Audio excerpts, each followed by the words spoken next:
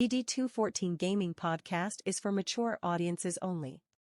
Any videos, music, or entertainment not originating from DD214 Gaming is used and covered under Section 107 of the Copyright Act of 1976, also known as fair use. Opinions expressed are our own and do not represent any DoD or U.S. government entities as a whole. This podcast is for entertainment purposes only. Viewer and listener discretion is advised. You are no longer alone now, because we have you.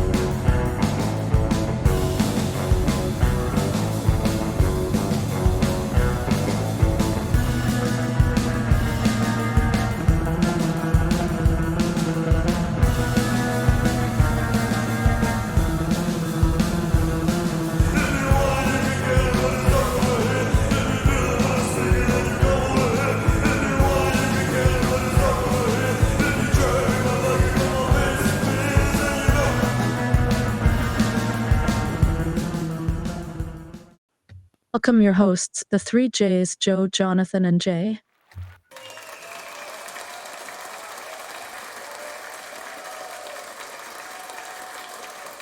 What's happening, everybody? How's everybody feeling? How's everybody doing? Good morning, everybody. Good morning, Cleary. Welcome in. Man, welcome, Brandon. I mean, I don't even know where to start this. I don't even know where to start for this week's episode. I mean, holy shit. Lot of shit shows going on around the world. A lot of fucking shit shows going on. How was your week, John? How was your week?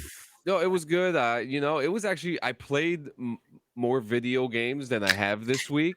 We'll get into that next week for DD214 Gaming. Relaxed, watched, we got 2 episodes left of Yellowstone. Like total? Like you're functionally done, basically? Okay. Yep, we are just about done, and I'm curious to hear about how you feel that they what would you call that? Like, wrapped it up? Because they don't exactly wrap it up. They don't exactly wrap it up. I'm not spoiling anything for you, I promise. Yeah, but they don't exactly wrap it up. So yeah, it's like, I do hear we're getting 8 more episodes though. That would make more sense to me. Would make more sense. You'll see when you watch the next 2 episodes, like, boy, did they leave a lot open. From what I'm understanding, there's gonna be like at least 8 more episodes to the show. So I'm just like, all right, let's do it. Let's that makes do a lot it. More sense. Yeah, but I mean, it's been pretty relaxing. I went to a RP wedding yesterday. Again, we'll get into that next week. All my stuff revolved around gaming this weekend and watching the fucking news with everything that's happening this week, man. It's crazy out there. What about you guys? Joe, how was your week, buddy? You've been busy. Hitting the fucking gym, fucking staying on top of it and shit, right? Yeah, I mean, just work, gym, home, a little bit of gaming, just getting it in. So today marks the end of week 3. Okay. Back in the gym. Okay. In 3 weeks. Well, in 3 weeks, I've lost 18 pounds, so there's that. Fuck. Yeah. Yes, dude. Man. Yes, Joe. We had a couple incidents this week where we didn't get in on our normal days. So of course, this morning ended up going over to the gym before the show. It knocked out leg day first thing this morning. Came home, showered, ate some breakfast, and then got ready for the show. I mean, just that. Watched a couple movies this week. Finished up Band of Brothers finally. Again, for the umpteenth time. Right. My review doesn't change on that. How was it on your 500th fucking viewing? You know what I mean? So, I mean, the episode that really gets me every time I watch it is episode 9, when they find the concentration camp for the first time. Yeah. When that becomes a realization to the troops that, oh shit, the Germans were even worse than we thought they were. Even worse than we thought they were. Even fucking worse than we thought they were. Yeah, we already knew they were bad. They're even fucking worse. Like, and I mean, there's that. The big thing is, that really gets me is the differences between like that generation of soldiers to, our generation, John and Jay. Like our generation, we couldn't bring fucking trophies home from war. No. Like back then, they were shipping fucking damn Lugers home. Yeah. And shit. Yeah. If we got caught trying to ship a fucking pistol home from over there, done, son. Leavenworth for fucking life. You're done, son. No war trophies. So, well, and also, and this is, we're talking about World War II. They were drafted, and they were allowed to sign up voluntarily, but the majority of them were just straight fucking drafted. Like they didn't have a choice. Exactly. They got fucking shipped in a tin can, and fucking sent to boot camp, and then their asses got kicked all the way across the ocean, either to Europe or to Asia, and they went off to fight, and they didn't even know when they were coming back. There was no coming home. You either came home in a fucking box or when the war was over. That was it. Yeah, because they go into episode 10. They're talking about how you have to have so many points to be able to be sent home, or discharged in a sense. Right. And, these guys that had been over in the fucking suck for 3 years at this point, right? We're still, 20 fucking points away from being discharged. So they were just stuck sitting in Austria. They were told, oh, we're going to go over to the Pacific front at some point. Yep. They're stuck in Austria, just sitting around at fucking Hitler's fucking damn the Eagle's palace. Nest. The fucking Eagle's Nest, man. Just chilling out at the fucking Eagle's Nest for fucking months, waiting for orders to go over to the Pacific to start helping out in Japan and shit. And then finally the word comes in, oh, well, Japan just fucking surrendered. The war's over. Everybody's going home. Yep. Yeah. I remember I actually did my kind of annual viewing of Band of Brothers recently. And I do remember the concentration camp episode. I cried my eyes out. Yeah. Dude, and I had a long talk with one of my daughters about how like you see the absolute worst of humanity sometimes when you go other places to fight, and like when you see the worst, it does something inside, and it's hard to quantify. It's hard to put into words. I don't like verbalizing it all the time, but there are times when I understand why we lose a lot of our brothers and sisters to the inner struggle. You know what I mean? Because when you have seen the absolute worst that this globe and this earth and when you see the worst that humanity has to offer, it is really hard. It's hard to fucking cope with sometimes. I had a little episode yesterday. No shit. I called a couple of my buddies, and I was trying to explain to my buddies, and they're very understanding. That's the reason why I call them. You know what I mean? But I was trying to explain to them, I was like, nothing triggered this. Nothing happened today. It just, sometimes I get flooded, and that's the way I describe it, as being flooded. And I don't see it coming. And sometimes nothing has to happen, and I will just get flooded. And then when I get flooded, there's not much I can do except fucking hold on and fucking write it out. You know what I mean? Go ahead, Joe. So that's kind of the funny thing. So like yesterday, Facebook notified me that it was my mom's birthday. My mom passed away. This Christmas will be 5 years because she passed away on Christmas Day. My coping mechanism was I sat down and watched fucking war movies all goddamn day. I get it. Like that was my thing. We cleaned yesterday, so today, because it was supposed to be shitty weather all day yesterday. Today we're going to the pool once I get done with the podcast. Fuck yeah. To hang out and just healthy.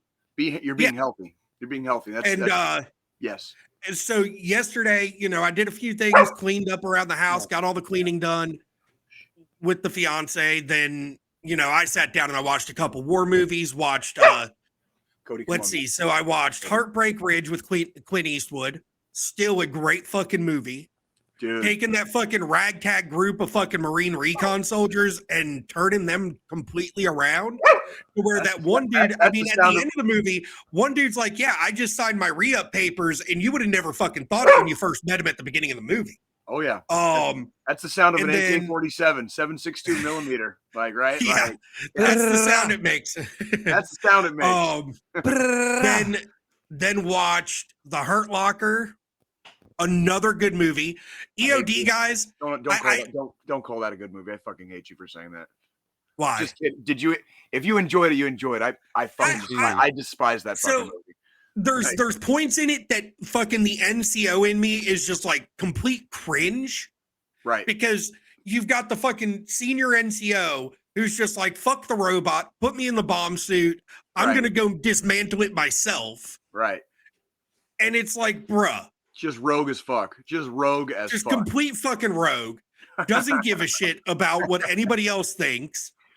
I guess in that context, it isn't that bad. I guess in that context, it isn't that bad. Go ahead, Joe. I'll never watch that movie ever again. I enjoy it. I love you, John. I enjoy the movie from the aspect of when I look at these EOD guys and I know what they deal with and what they have to fucking do for their day-to-day job. Yeah. I wouldn't fucking do that. There's no way in hell you would send me out near a fucking bomb with some wire clippers and say, good luck. Yeah. I'm not. Oh, go ahead. That's the one thing I always liked when I was a fucking MP. We come across an IED, I call in the EOD guys, and I stay the fuck back. We set a perimeter so EOD can go in and clear the fucking the hazard. I never had to get within blast radius of a fucking bomb, unless we didn't notice the fucking bomb and drove over it, and then Humvee goes flying and. Then we're setting a perimeter and checking on the guys that were in the fucking Humvee that went flying. Yep. That's the only time. But we had TTPs on all three of my deployments. We had TTPs and SOPs for what to do if we fucking hit a bomb, and it happened a couple times on a couple of missions that I was on. And like, we had when I was a mechanic on my first deployment, I was attached to combat engineers doing. Conducting route clearance operations at the time was called RC West Afghanistan. And we had EOD on our FOB for a period of time. And it was just two of them. It was just two. They had their own little hooch. They kind of did their own thing. And then when we went on mission, sometimes they would embed, the EOD would go in their truck and they would embed their truck in our convoy. And so like EOD was there and like MARSOC, that'd be the Marine, basically the Marine equivalent of like, I don't know what you call MARSOC. What used to be Marine Recon. MARSOC's kind of not quite. Recon has always been recon. They used to have a thing called the Marine Raiders, and I'm not as plussed up on what the Raiders were, but that kind of became MARSOC. And I'm not. If you know a little bit more about it, Joe, go ahead, because I'm not as. So actually, you're partially correct there. So the Raiders and Recon joined together now and are just MARSOC. Really? Is that what it is? So it's just one thing now. No shit. That I did not know. So yeah, I appreciate that. Thank you. Yeah. So I'm not nearly as plussed up on the Marine history and as I am with the Army, obviously. So yeah. So in all retrospect, the Army is the only branch that still has two special ops groups in it with the Rangers and Special Forces. Yep. Granted, a lot of Green Berets have the Ranger tabs also now because that's become a big thing. Yeah, you go to Rangers, you go to fucking Ranger school, you go to Sapper school, you get all the extra training, and then you go through Special Forces qual. You put on that funny green hat, you make it through the Q course, and then you start going through all the other Army schools, like fucking Arcelic and Sniper School and. Some of these Green Beret bad boys out there, guys, like you guys have no idea. Like walking by them in the street, you probably wouldn't even fucking know it was them. But I'll tell you right now, some of those guys and gals, I say gals too, because there's a female Green Beret out there, guys. Did you know that? A lady has officially made it. Mm-hmm. So for all those special, green funny hat wearing guys and gals, dude, there's some bad motherfuckers out there, and they've done some fucking seriously kick ass shit. And like it motivates, I don't know about you guys, it motivates the fuck out of me just knowing those people are on our side. And they're not like a certain PMC in fucking Russia, Wagner, right? Just fucking trying to take over their own fucking country because they're more trained or something. I don't fucking know what the fuck's going on in Russia, but Yeah, but Yeah. it really gives me a fucking chub knowing that like those are our boys and girls. Those are our boys and girls. So so went from finishing up Hurt Locker, which my score for Hurt Locker, I'd give it a 6.5, 7 out of 10. You're being too somewhere generous. in there. Oh yeah. Okay. If John didn't say it, I was. it's the thing is we all have our own likes and shit. There's a lot of stuff that bugs me in that movie with the way they do things, A lot. and the way they move. A lot. Like a lot. I will say this: there was one scene that they nailed 100% down. I know John already knows what the fuck I'm going to say because I've said it multiple times on this podcast before. Cody, it's okay, buddy. Will you relax? It sounded like someone was fucking moaning for a second. He is. He's being Cody. Poor Cody. No, the scene at the end, towards the end, where he's in the fucking supermarket and he's just like staring at like the lights and the fucking all the food on the fucking shelf, and he's like lost in the sauce after he comes home, and he just does not belong at home anymore. That was good. That one they nailed that. Yep. They nailed that one. Like that's like I don't know about some of you guys and gals out there, dude, but for some of us that have been in the service, and especially if you've done some time away from everything, and and you don't have to be deployed to spend time away. Trust me, you know what I mean. Yeah. But it's when you come home and there's like hot and cold running water and 500 different selections of fucking cereal on the shelf, and like people are crying about dumb shit, and you're like, what in the fuck is going on, dude? Like, I don't even know. This is exactly where I grew up, and everything is the same. It feels so wrong. It's not the same anymore. Yeah. It's just not the same. It's like everything just inhabits this like weird shade of gray, and like nothing is in color or black and white anymore. Everything is gray. It's like it's like in fucking A. It's like fucking Wizard of Oz. Like when it goes to color and then goes back to black and white, at the end of the movie. It's like the colored part was like Afghanistan or like being in the army, right? That was like the part that was in color. And then you come home and it's like everything goes back to black and white, and you're fucking crying for Auntie M and Hello, shit. darkness, my old friend. Yeah, dude. And we're just sitting here like, what do I do now? But then went from Hurt Locker to watching Lone Survivor. Okay, tell me about that one. Definitely going to have to read the book because the movie was good. My fiance, she'd seen the movie before. I've never seen it. Surprisingly, for it coming out. Well, it came out right around the time I was ETSing out of the Army. I was in. I've never seen it either, Joe. And it's one of the ones that I just kind of missed. Like I've missed that one. I've never seen it. So was it good? Did you like it? It was actually really like edge of your seat the entire time. Oh, yeah. And it captured a lot of the terrain and what you see in Afghanistan correctly. When you're in the mountain ranges and shit, you could clearly tell they weren't in the Afghanistan mountains. But it looked close enough. It looked close enough. No, Paleo Giant. No, I did not watch it with my mom. Did you miss that part? His mother, unfortunately, has since passed away. But that's what we were talking about with Joe's mom's birthday, and finding healthy ways to what was the word we used? Not cope, but well, that was the word I used. Did you say cope? Yeah. So kind of like to get all the feels out, right? Get all the feels out. The way I cope with it is just, I sat down and I fucking watched people get killed. Fucking A.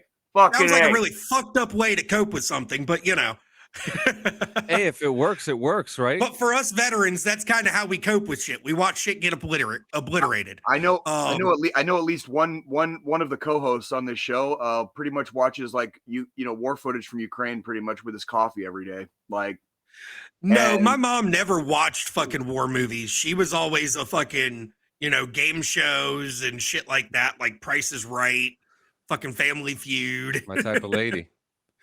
Sounds like she was a nice lady. Yeah, she was. I love. She was mom. But Lone Survivor definitely was like, it was Navy SEALs. It was a 4-man group. They get dropped in the fucking middle of God knows where, to do some recon. And where they're at, their fucking comms go out. Surprise! So- Surprise! Comms are shitty in Afghanistan. Surprise! So, you know, like, all three of my deployments there, too, like comms got progressively worse. So like the first time I went was like 2011. Comms were shitty. I went again in 2016. It was like comms were even fucking worse. And then when I went in 2018, comms were like even fucking worse than that. It's like how the fuck did our comms get worse as the war fucking like dragged on? You know what I mean? Yeah. Like, So wrong. Try again, dumbass. So I mean, the movie definitely captured the side, like Marcus Luttrell, his story great. From what I understand. And I did some digging into it after watching the movie, and of course they Hollywooded the fuck out of it. yeah. Even he said it. Yeah. And he said he was okay with that because it was Hollywood. He was just happy they offered to let him fucking be in the movie. Right. Like well, and when you go through, especially as a survivor, him being a survivor, that's literally in the title of the movie, right? Like, yeah, when you're a survivor of something just completely fucking horrific like that, you know what I mean? It's I find oftentimes that I struggle with I want people to hear our stories, but when I'm out and about, when I go places, nobody asks, nobody wants to really know. And if we don't tell our stories, we are doing a disservice not only to ourselves, but the people that came before us, the people that followed after us, the people that are serving right now. We're doing a disservice if we don't talk about it. And I love that you say that because one of my favorite military movies, which came from a book, was Jarhead, and I think we've spoken about this before. I actually read that book. I read that book during another good movie. It's right over there. That's right over there. My wife and I, when we were vagabonds in New York City, during 2009, you're homeless. We didn't have a cell phone or anything like that. So what did we do? We read fucking books. And Jarhead was the first book that I picked up. And I remember reading the book and noticing like all the shit that he was talking about. And it wasn't just war. There's a whole portion of the book where he talks about a woman that he fell in love with and never saw again till the end of the book. A big piece of the story, which I think would have been great in the movie itself. Yeah. But the movie, like the book itself, if you haven't read that book, Squilini, I highly suggest the Jarhead book. It's actually really fucking good. And Anthony Swofford actually came out with a bunch of military novels too that I haven't read, but they're out there. Yep, absolutely. Yeah, I mean, I liked the first Jarhead movie. They just tried to overdo it when they released like fucking 2, 3, 4, and 5. Yeah, those don't count. Those don't fucking those weren't even because with those ones they were trying to go the route of the fucking Marine franchise that WWE came out with John Cena and The Miz. Jesus Christ. Which he's not here. He's not here, John. He's not here. Go ahead, Joe. But no, Lone Survivor, it was a great movie overall. It was a really touching movie. And then, doing some research after watching the movie and found out fucking Luttrell fucking pretty much shattered his back in the process during this mission. Yeah. Oh, yes. Everything had to get fused together, and then he goes right back in and goes and does another fucking mission. Yep. And then after that next tour, he was like, "Yeah, no, I can't do this anymore." I will never forget how shitty my first deployment was, and it was a 12-month. We were still doing 12-month deployments at that time, and then I came home and I took like 30 days of leave, and then I shit you not, like I was on this deployment and I was ready to like not re-enlist. I was ready to get out of the army and just like fuck the world, fuck everything, like fuck the army, fuck everything, right? Mm-hmm. And I took my leave and I took this like 30, I've talked about it a couple times. I took this like long ass, like cross country road trip by myself. And when I got back to Fort Leonard Wood, I was like, all I wanted to do was go back to Afghanistan. Like, I was like, this is that place is where I belong for some reason. And I'm going to do everything in my power to make sure I get back there. And that's pretty much what I did. I directed my career like at great cost. At great cost. Yeah. I like literally like shoved my entire career like over this way just so I could have a better shot at going back. And like everybody thought I was fucking crazy. And I probably was in a way. But it was like, you're gonna go back to basic training just to be infantry? Yeah, I am. And then like, and I just so happened to land at Fort Carson. And I ended up getting two more deployments, and I got exactly what I asked for. Why do you think Why do you think in the course of 4 years I spent 3 of those 4 years over gone?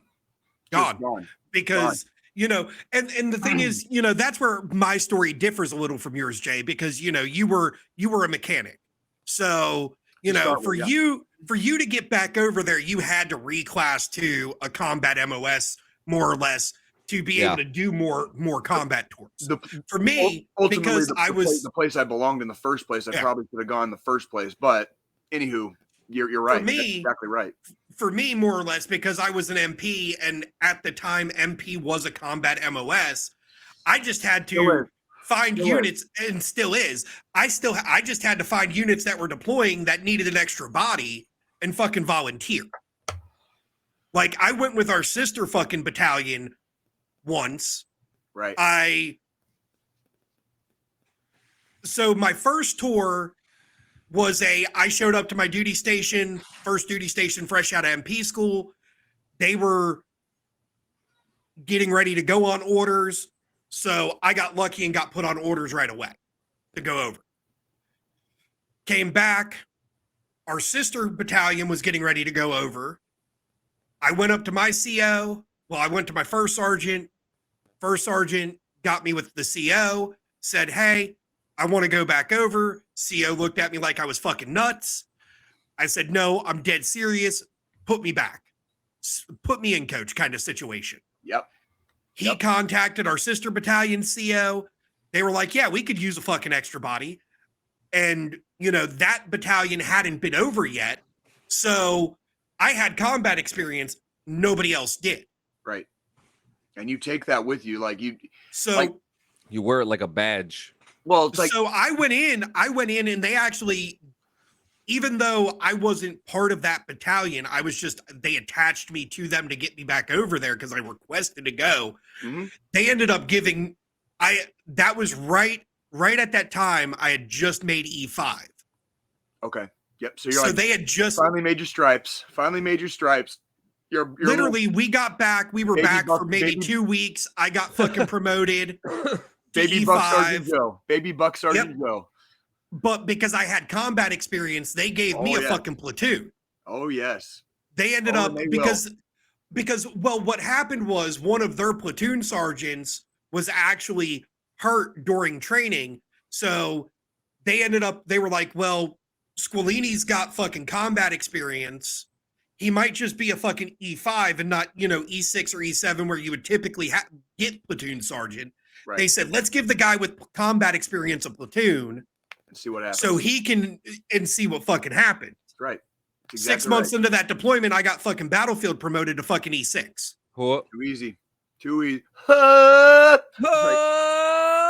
So like, no shit. Like, see, you know, we were talking about like taking your experience with you. So like, I did my first tour as a mechanic. Joe, put some clothes on. Yeah, Jesus, man, are you going to the fucking beach today or what? What the fuck are you doing? Like, these are my damn swim trunks. God. I love you so much. God damn it. Gotta get sun on them fucking white ass damn thighs. God damn it. Oh man. Be glad I'm not sitting here in my fucking Speedo. Dude, one of these days I welcome it. We should totally As do an your episode. Producer, I welcome it. Dude, we should totally do an episode where we all like just have our shirts off one day, like just like the trash that we are. You know what I mean? Like, you know what I'm saying? Like, anywho, so like my first deployment obviously was a mechanic. So my next two were as an infantryman, but I took experience from that first deployment as a mechanic, and I actually helped write some SOPs and some TTPs for what to do when we were in a convoy, because I had a year already in Afghanistan doing literally nothing but convoys and looking for bombs and like, what do you do if we get blown up? What do we do if what do we do? What do we do if we get into a tick, whatever? And it's like I had already been there, done that, as well as several and many of the people that I was with on those next 2 deployments. Like a lot of people on those deployments had already had multiple deployments too. Like this is like by the time we got to like 2016, especially in 2018, it was like everybody had been more than once except the privates, except the fucking privates. So it was like everybody was fucking like battle tested, fucking hard as fucking nails, dude. Like, your fucking dick is fucking like saluting the flag fucking first thing in the morning every fucking day. You know what I mean? Because we're fucking back. We're back. We're back. My baby. dick still does that, but me that's too. beside the point. Me fucking too, bro. Like I'm 42 years old. My dick still works, and I don't fucking need Viagra for it, dude. Like I'm thanking my lucky stars. Let me tell you. Okay, I'm thanking my fucking lucky stars. But anywho, you do take that experience with you, and it's important for the successive generations of soldiers. As you age in your career, and the new and fresh guys and gals are coming in behind you. It is up to you to fucking show them the way. Yeah. And that's why I was so very fortunate to have the opportunity to be an instructor at BLC the last 2 years I was in the Army, because I basically just got to fucking brain dump everything I had learned in almost 12 years in the Army on my students. And I did every fucking class cycle. I dumped as much as I fucking could into these kids because I knew my time was coming. And my time came, and now, I'm just Jay Campbell. I am no longer Staff Sergeant Campbell, right? So it's like it's important to learn those lessons. Go ahead, Joe. Go ahead, please. So this is where I have to ask you, Jay, because my career path where I was going before I got hurt and had to get med boarded out. Right. Mm-hmm. Obviously, I was med boarded as an E7, but what happened, and I mean, I told this story when I was on the show as a guest fucking many moons ago. I got med boarded out as an E7, but what it was my unit just got put on orders. It would have been my 4th time over. Right. I'd have had 2 Iraq, 2 Afghanistan at that point if I'd made it over. I know guys with that freaking badge. I know guys with that fucking badge. And when I came back, because I had my master's degree, I had already done my OCS packet, got selected to go. You were getting ready to go. Was going to go. You were going to be a Mustang. Yeah. As a senior NCO, or even as a junior NCO, if you had me come in as a fucking lieutenant, as a butter bar, with fucking combat stripes, combat patch, 4 fucking tours under his belt, would you have respected me more than a fresh butter bar? That's hard because I had experience. I probably don't have a very specific response to that, but I can tell you I always did the same thing. Platoon sergeant, PLs, squad leaders, team leaders, whoever, I would watch them. I always watched the people that were in charge. So it would just be a matter of, if you came with all of those decorations and awards and basically like the story of your career, you would watch to see how I carried myself, how I acted as a leader. That's before you would make any decision. Before any of the freaking tabs or the fucking badges or the fucking the chest candy, before any of it. And that's so that yeah. And I've been around some fucking heroes. Like I'm talking like giants that walk among us, right? I completely get. And some of them I don't like. And some of them I've never spoken to again. So even with how good they are and how amazing they were in battle and as soldiers, like some of them we don't talk. I asked that question because I've had similar experiences during my career, during my time, where I had guys come in and they were pretty much similar to me, but they were shit fucking leaders. I prefer the term terrible fucking human beings. Well, that's a great way to put it, because they were, and that's the thing. Like I told myself, because I'd seen that as a senior NCO, as a junior NCO, these guys that went from enlisted to fucking officer with combat tours, and then they walked around like their shit didn't stink because they were, butter bars, but they already had all this fucking experience. Yeah. And I always told myself, once I got to that point, I wasn't going to be that guy because I wanted my guys to respect me the way they respected me as a fucking senior NCO, as they respected me as a junior NCO. Because, yes, I'm a butter bar, but I worked to get there. Right. I didn't just go to college and come straight the fuck in. I worked my way up. Right. Well, because the next step for me would have been fucking master sergeant or first sergeant from where I was at anyways if I didn't go OCS. Right. And I told myself literally the same thing. I said, if like I had some, and by the way, I had really good NCOs too. You know, what I said earlier, you know, we're talking about a very precious few. You know what I mean? Yeah. I had some fucking outstanding, amazing, like fucking straight heroes, just straight fucking heroes. And I get to say that I served among them, that I was just there in their presence. Like when you walk amongst kings and queens, you know what I mean? Like it's really hard to quantify. I understand why a lot of us miss our time in service, you know, and we feel weird out in regular society because when you have walked amongst giants, when you've stood on their shoulders, when they have pulled you up and turned you into a fucking giant so that you could do the same for the fucking people coming after you, right? And I had, when I was a mechanic, I had some really good NCOs and I had some fucking terrible NCOs. And I said the same thing, Joe. If I ever turn into the fucking that guy, I'm getting the fuck out because what is the fucking point? And John, if you remember, I said those exact same words the last time I spoke to the Army when I was on stage. You remember that? I do. If I turn into that guy, I'm getting the fuck out because what's the point? What is the point? Exactly. If I'm going to be that douchebag what's the point? I didn't like, what's the point? What? Like at that point, I'm not doing my soldiers any justice. Correct. Being that guy. You're done. Yep. At that point, it's time to go because I've let the years and the tours and the combat fuck me to the core. Yep. I'm no longer upholding the core beliefs of the fucking military. I'm no longer upholding that honor, integrity, courage, any of that shit.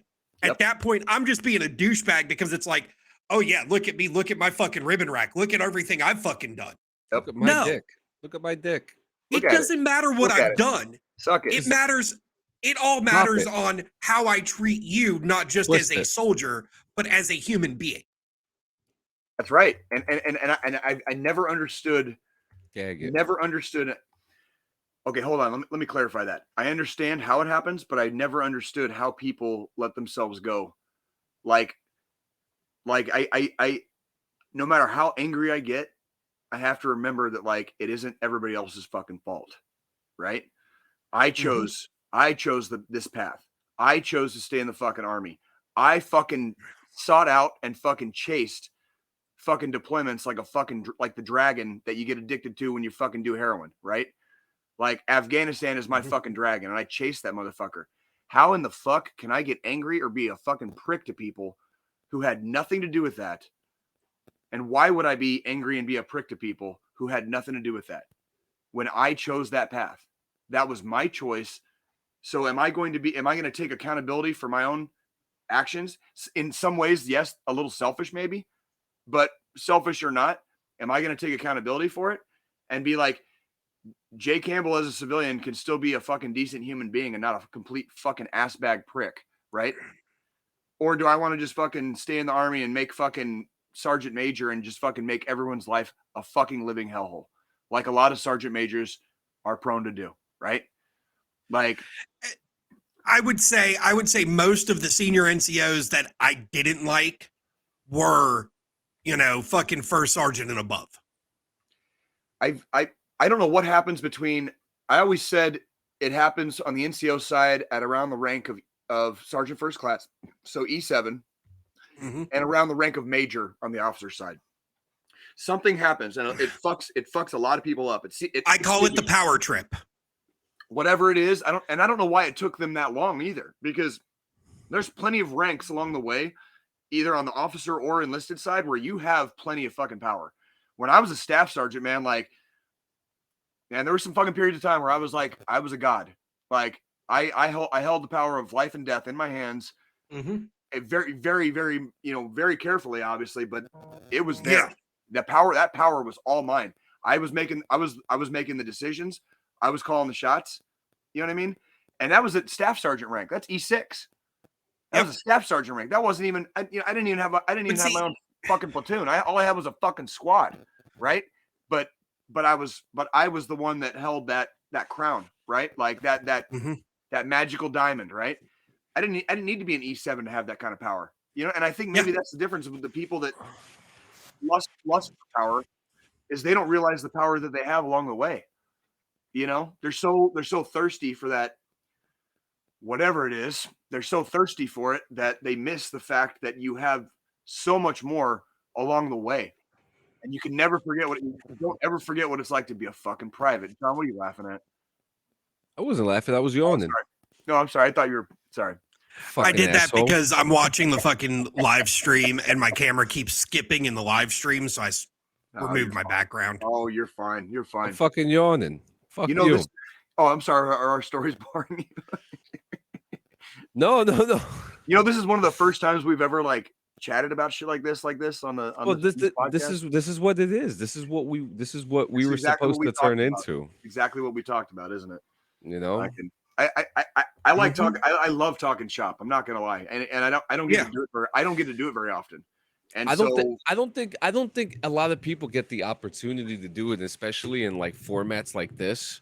Because a lot of people, when I speak to other veterans, they're kind of like, yeah, no, I don't want to talk about this or that. There's a lot of them that don't want to talk about it, but there's a lot of them that do want to talk about it and should take advantage of the podcasting platform to, use as a diary of some sorts. You know what I mean? In some manner, bare minimum. One of these days when we fucking croak, there's going to be hundreds of hours of us fucking talking and shooting the shit on the internet. And I think there definitely is something to be fucking said for that. There is something to be said for that. And that's the thing. So us having conversations like this while we're live, while we're hanging out on a fucking Sunday morning, right? Hanging out on fucking Sunday morning, doing our thing.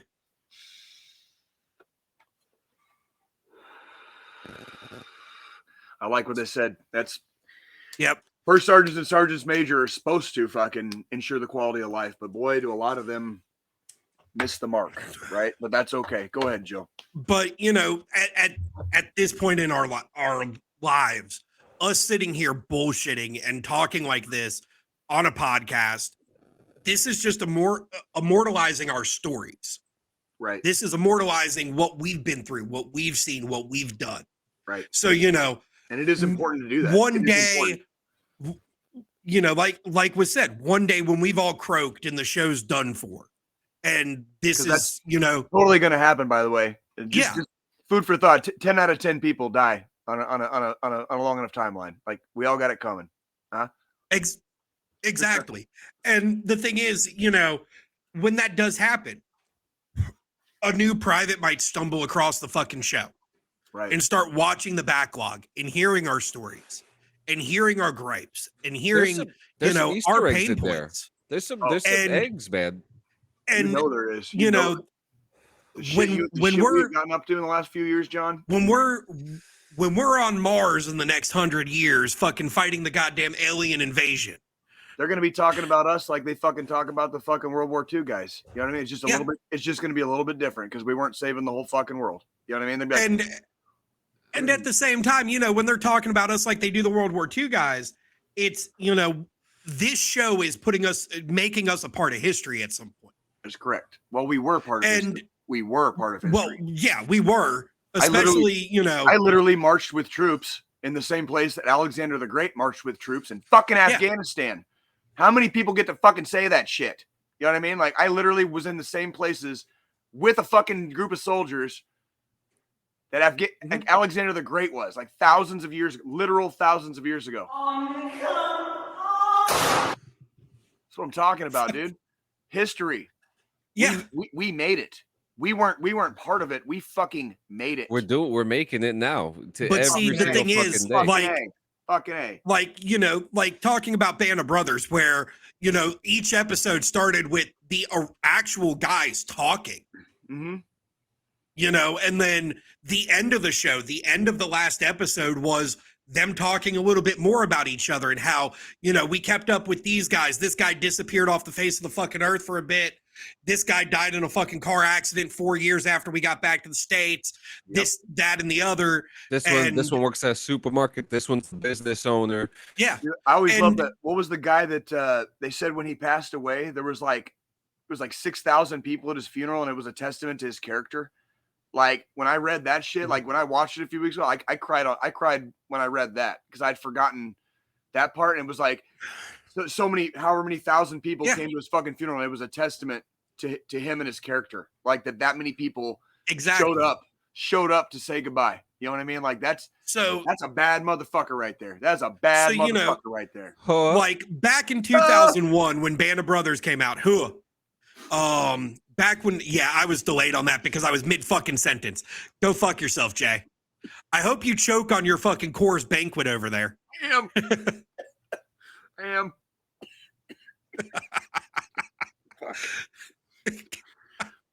We still haven't even started the HOOAH conversation. We still have to do the HOOAH conversation. I know. We're gonna get to that. I hope that asshole's listening so we can. We're just gonna keep using it too. We're gonna fucking do it. We're full fucking sending this shit. In fact, I'm gonna invite him to DD214 Network. You should. Look, guys. Hey, I told you a couple of people that were frequent our neighborhood bar like came to my VFW last night, and one of them I had never even known this. I just knew this dude from singing karaoke. This dude's a fucking Navy veteran who's eligible for the VFW. I was like, dude. I like went and got a fucking sign up fucking slip, and I was like, dude, fill this shit out. DD214, like, come fucking hang out with us, dude. Like, come on. Like, dude's like he's like Gulf War era Navy vet. That's fantastic. Yeah, and I'm like, me and him have barely ever said boo to each other, but to have him show up at the VFW and then to find out he was a combat vet on top of that, I was like, bro, like, come on, man, come hang out. Like, seriously, like, we got to take this motherfucker over. Like, we're getting long in the tooth, and like, this place ain't fucking saving itself. Yeah. You know what I mean? This place ain't fucking saving itself. So I'm gonna kind of go to Brandon's thing here, where you lead people, you manage things, and that's where a lot of these senior NCOs kind of fuck up. They're trying to manage instead of lead. Micromanage. That was my big beef. Micromanage, not just manage. They micromanage, and it's like, bro, fuck off and let me do my thing. Yeah. And if I need your help, I'll fucking ask. But if I ask for help, don't tell me fucking fitfo. That means figure the fuck out for you guys that don't know. But don't tell me fitfo. So, if I come to you, that means I need help, right? I need help. That's kind of the thing. I need help. So this week I met with my new boss because in the 2 years and 2 months I've been at this company I work for, I've had a total of 7 fucking directors for my department. That sounds torn the fuck up. Sorry. We've had pretty much everybody that's actually like doing the fucking legwork in the department has been the same for this 2 years and 2 months. But the leadership is a revolving door. But the leadership's, and that's, so I've worked in IT since 2013. Well, no, a little bit before that, because there was a point where I switched to reserve to try to start my career with what my degree was, and then learned real quick, no, fuck the reserves, I want to go back active. Right. It was literally a 3-month turnaround. I was in the reserves for 3 months and right back active duty. I get it. And so, we did this like fucking introductory meet and greet thing with our new director. And first thing I said to him was, I've been doing this for this fucking long. I know what I'm doing. Let me do my job. If I need help, I'll come to you. I said, I don't do micromanaging. Second you start micromanaging me is the second something gets fucked up. I walk. And then I'm getting yelled at because something got fucked up. I walk, dude. I walk. I don't fucking dude. Like, I never understood where like I would go to certain NCOs for help, right? And they would literally like stare at me like I had a dick growing on my forehead, and I'm like, "Hey, bro." Well, I mean, you do, but that's I already searched diligently for the answer. Dick is the forehead. I didn't fucking find the answer, and that is the only reason I'm standing in front of you right now asking for help. And all you're gonna do is fucking stare at me like I have a giant dick growing out of my forehead And fit though. and tell me to figure it the fuck out. Like, dude, you know what? Fuck you. You're a terrible leader. Fucking fuck you. You're a terrible leader. If you don't trust that I already tried as hard as I fucking could before coming to you with this thing, you're a fucking dick. So you know what? You just fucking lost me. You just fucking lost me, and I'm walking. And like I said, giants, gentlemen. I'm talking like giants. Trust me, step bro. And I don't talk to them anymore. Like the day I walked out, the day I walked out of that company was the last time I talked to certain people. And I will never talk to them again. I will not be attending their fucking funeral whenever the fuck it happens, nor do I want them at mine. Right? Because you don't have to be a fucking prick about it. You know what I'm saying? You just I've had guys in leadership above me, you know, fucking damn bronze star, silver star, right. With V. Yeah, with bronze V. star with V. With V right? for fucking valor. Yeah. Like badass, those guys. Yeah, those guys. Those guys. Yeah. And those guys, some of those guys were fucking complete fucking douchebags. Pricks. Like fucking fuck you, bro. Like, because you're a fucking asshole. Yeah. I don't know what I did. Like Animal Kingdom pricks to where when they stick it in, the barbs come out, so they're latched on till they're done. Yep. Kind of fucking pricks. Yeah. And it's like, good for you and your chest candy, but you're a terrible fucking leader, right? Good for you and your chest candy. I hope your fucking grandkids fucking care about it, because the guys that were serving with you think you're a fucking dick. You know what I mean? Yeah. Like, whatever. Exactly. It is what it is. And you know what? But I also know that I wasn't everybody's favorite, so I will also extend that courtesy to myself. I can honestly tell you, there were some fucking soldiers that downright hated me. But the soldiers that downright hated me were the soldiers that didn't understand I was trying to have their fucking back and not just getting on them because I had the fucking stripes to get on them. I was trying to fucking make them better soldiers. They were the fucking, go around, fuck around and find out types that were constantly fucking up. I was constantly getting calls from fucking first sergeant, from fucking sergeant major. Hey, why the fuck's private such and such doing this again? Why did I just get a call from the fucking MPs because private such and such was trying to rappel out the fucking third floor of the fucking barracks? Yeah, you have your problem children. We had 3 soldiers from our company and a couple that were in our platoon that are now doing life in jail for murder and like armed assault. That's right. In Colorado. Yeah. And I'm not afraid to talk about it. Like I interacted with these punks on a fucking daily basis, and they couldn't wait to get out of the army. They were all fucking trash. They were. You want to talk about a waste of talent? I'm talking like just college age studs, right? But they were knuckleheads. Yeah. And one of them went to jail for armed assault and robbery with using a fucking AR, and two of them are doing life for murdering a fucking coke dealer. Like, and this all happened in Colorado Springs while I was in the army. I'm not afraid to talk about it. Like, I knew those guys, and they were all trash. And that's exactly what you said, Joe.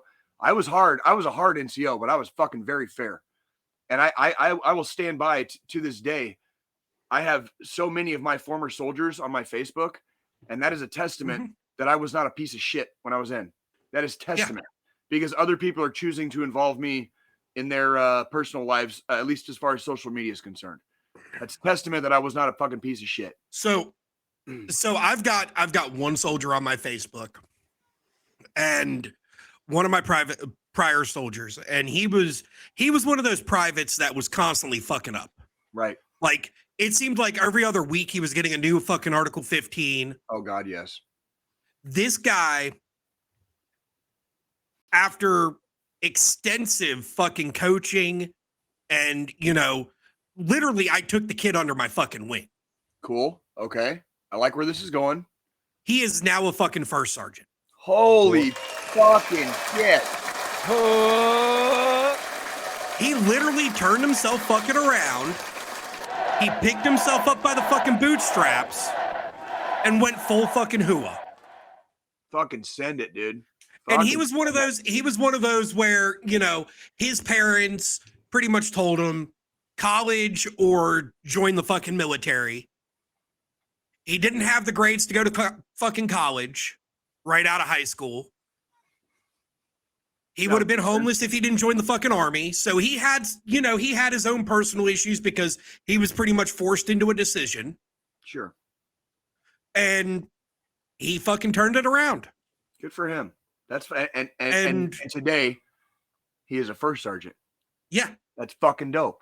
That is fucking dope. And that is exactly how it should be in the army. Like that is the kind of success story the army should be building on itself. You know what I mean? Like that's really all branches. Those are the kind of success stories that should make it into fucking recruiting campaigns. That should be a fucking movie.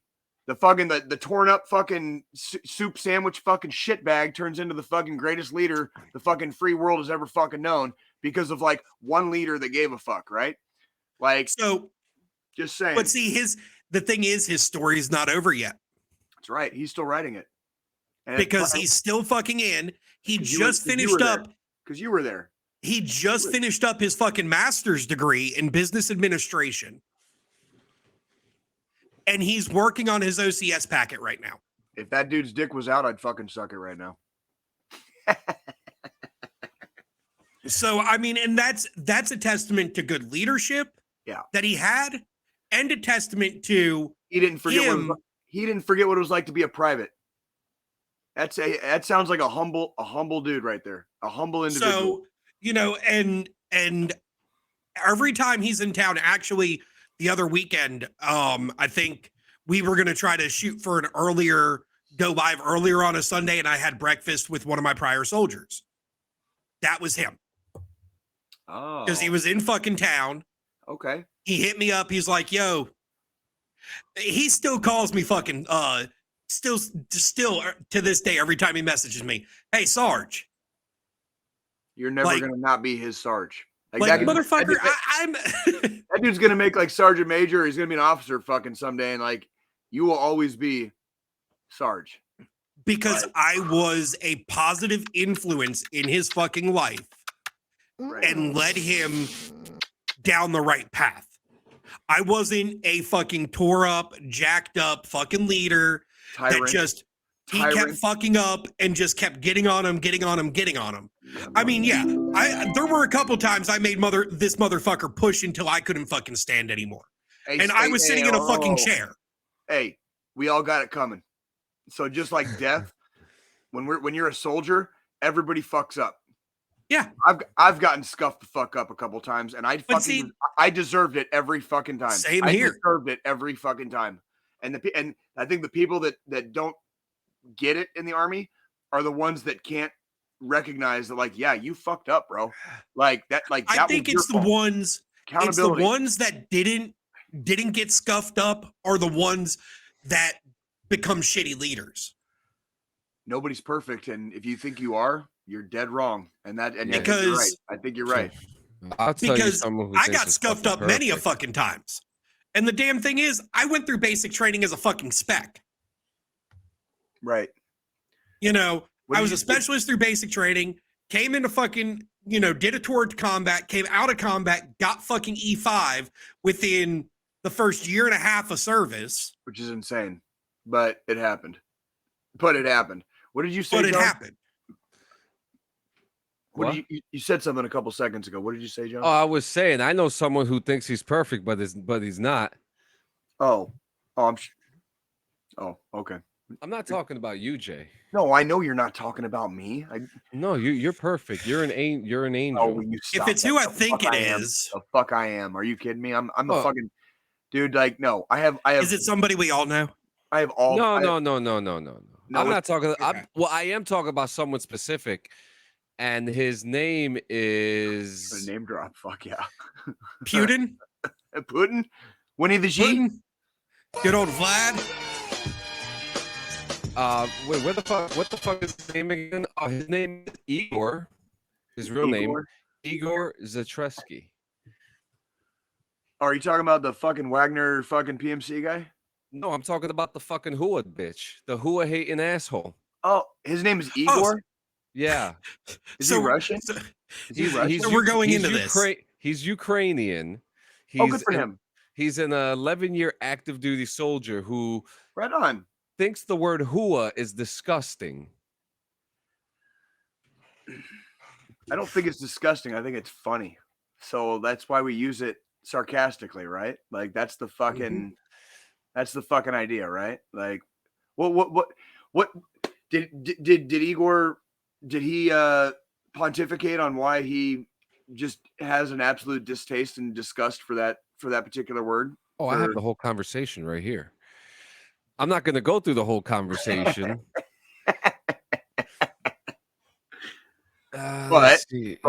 He says he hasn't used that word in 7 years because he finds it incredibly annoying and demotivating for today's army. He has a high issue with that word, and he thinks it breaks up people instead of bringing them together. Interesting. What is his MLS, or do you know? He doesn't say. He doesn't say. So and then he told me to relax. He was like, "I've been 11 years in the army. I'm allowed to not like the word, and I'm allowed to not like the word that is, in my opinion, a cop out for legit communication." Fair in certain regards. I guess that's fair in certain regards. Certain regards. I was not a fan of HOOAH either, like at all. Like I don't think I don't think anybody is. Who is?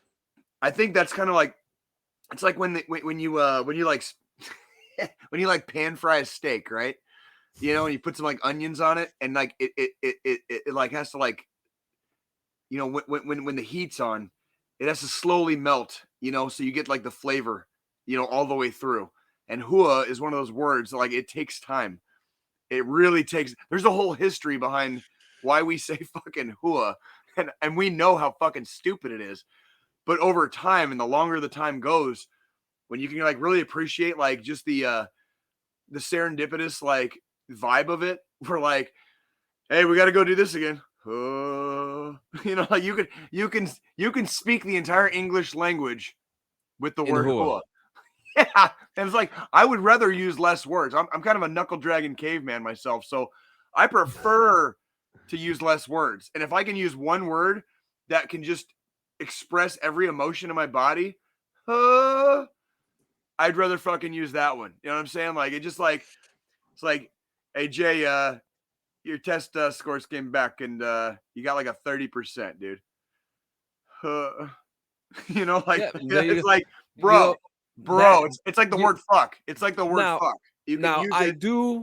I do agree that he does have the right to hate the word. I also agree on that. He's been, you know, grown man, whatever. You could be a HOOAH hating fuck all you want. And as an NCO, he has the right to not teach that word to his subordinates. Absolutely. That is his right. That is his army that he is creating right now, because he is still in. So like I can't talk shit at all about that part. Although I would encourage him to re-examine the beauty of HOOAH. It's traditional. It's been around since 1841. It's a battle cry. 1841. 1841. Yep.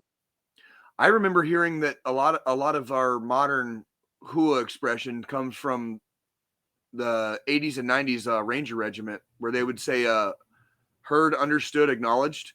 So HUA. Yep. And it, you know, HOOAH basically, and like that's the more modern equivalent. But did we really say fucking HOOAH in the goddamn Civil fucking War, dude? Like seriously? Like they said it was used more as a battle cry then. Yeah. It's like it was like the fucking Navy's got goddamn HOOAH, right? Yeah. And the grunts. Marine Corps. Is that Marines? Is HOOAH? Marines is HOOAH. But there's another service that has like a somewhat similar, just it has an H on it. It's super HOOAH. That's the Navy. That'd be the HOOAH is the Navy then. That's HOOAH. HOOAH is the Navy. HOOAH? The Navy says "yah" instead of "rah." Might be Marine Corps. Might be the coasties. What it is the Navy says "HOOAH." The Marine Corps says "rah" because it kind of sounds like grunting. Yep. Yeah, but yeah, that, you know, but that this I'm calling him the HOOAH hating fuck. I mean, you don't Dude, don't call the Ukrainian guy a HOOAH hating fuck. He's fuck him. God damn it. He's American now. He's no longer Ukrainian. We can call him the HOOAH hating fuck. Yeah. You don't Actually, I had fucking- one of my company commanders was is obviously he's Ukrainian, and it was like right before I reclassed, He's and dead, he was one of the baddest motherfuckers, dude. Like they went up to fucking Fort Riley from Fort Leonard Wood, and they won there was like a team 10-miler for like the Army 10-miler, you know what I mean? But like you had a team. Our fucking team won. Like out of like all of Fort Riley, and like we were attached, like our brigade was attached to Fort Riley. Yeah. From Fort Leonard Wood, and our fucking 10-miler team won that year because like this dude was like so fucking badass. You know what I mean? Like I No.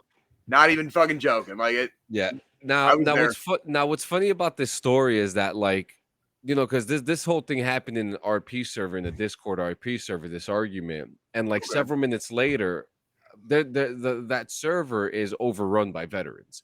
The owner of the server is a Vietnam veteran himself, and everyone, HOOAH, HOOAH, HOOAH, HOOAH, HOOAH. It was like it was non-fucking stop. And then like, so like this is I'll get into this next week. I actually pissed him off in game because I did something to him that made him lose his job. So now you're just fucking. So now you're just fucking with him. Well, I didn't know until people told me he was looking for me because I bashed his newspaper on my own newspaper, which was 10 times better and way better. So he's out to look for me. But like, yeah, I mean that's just I hate the fucking word, okay? We hate it.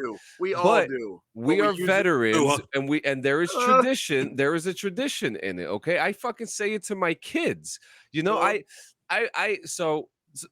as you guys know, I'm working on like my own production stuff, and I'm actually working on an upgrade to my podcast, Cleaning Friends, and there's going to be a broadcast show with it. Fuck yeah. And I have no details right now. I have to keep that all under wraps because I actually have hired a whole crew. One of these days, John, you're gonna have me as a guest on one of your shows. I still have that interview we had. What interview? That we did, that fucking 4-hour interview about your life. No, what? I still have it. Can you send me that shit? I don't even fucking remember what the fuck you're talking. When the fuck? Because you were trashed. You were It's at this moment that Jay realized, holy fuck, I've got badass memory. There was up until like the end, I was like trashed. He inhaled a few too many smoke grenades back in the day. There was a bunch of stuff happening at the same time towards the end. You had left twice, and it sounds like something happened at the end where you said that you were I forgot. I think like you were losing control or something like that. I don't remember, man. Holy shit. I have it unlisted on my channel, but I'll fucking bring you guys on Cleaning Friends to do a powwow because it has to be done because there's other things that we need to talk about. Well, there's things that we do not delve into on this podcast. Like a lot of times we talk a lot about ourselves, but we don't even scratch the fucking surface. Like we don't ever really go too deep. You know what I mean? And that's I have to say that is the nature. Well, we've talked about, we're like semi kayfabe on this podcast, even if we're not full kayfabe. Like I fucking love that word. It is what it is. Like we are, when you want to go live every week fucking and put yourself out there and it's recorded for the whole fucking world to see, like for years on end, you might want to fucking wear a mask. You might just want to wear at least a little. Doesn't have to be a fucking big mask. Maybe just like Batman mask. Well, I wish they had some for the guys in the Titan sub. I'm just saying. Oh, fuck those guys, dude! Like, oh my god, dude! Look, first of all, the sequel to Titanic. Tech guy's got to talk first. Tech guy's got to fucking talk first on this shit. Please. I'm gonna go get a beer. Fucking, I will be right back. I just put a dip in. I'm taking it back out. I'm grabbing another beer. Let's do a short intermission real quick. You got like I got the commercial right here that I could say. Yeah, run that commercial real quick. Let me grab a fucking toothpick and a beer. I got you, man. I got you. Are you ready to witness the electrifying, action-packed, and unpredictable wrestling program on YouTube? Get ready for XVPW, the greatest call wrestling extravaganza that will leave you on the edge of your seat. XVPW brings you the best in creative, animated wrestling where larger-than-life characters clash in the ring and deliver jaw-dropping moves that defy gravity. Each episode of XVPW is a non-stop thrill ride filled with epic showdowns, intense rivalries, and shocking twists that will leave you in awe. The talented team of creators pours their hearts into every match, ensuring an immersive and unforgettable experience for all wrestling enthusiasts. Witness the birth of legends and the rise of underdogs as they compete for the championship glory. XVPW showcases a roster of unique, original characters with their own backstories, personalities, and signature moves that will leave you cheering for your favorites and booing the villains. Tune into XVPW on YouTube and get ready to experience the excitement, the drama, and the adrenaline rush of the greatest creator wrestling program ever created.